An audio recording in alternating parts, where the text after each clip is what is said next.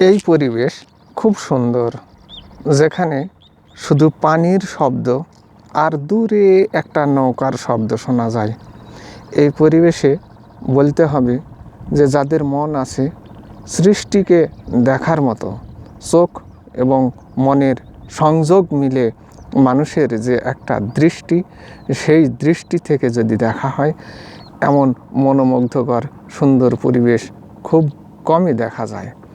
শহরের কোলাহল এবং শহরের সেই বিচ্ছিন্ন নিরবিচ্ছিন্ন যে শব্দের পরিবেশ, তা এখানে নাই।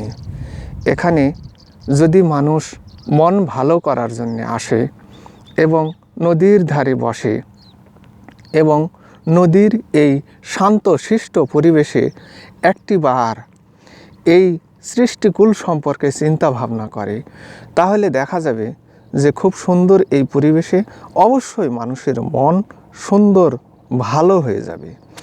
এটাই আমাদের প্রত্যাশা যে মানুষ পর্যটনের জন্য অনেক দূরে যায়, কিন্তু অনেক দূরে যাবার প্রয়োজন নাই।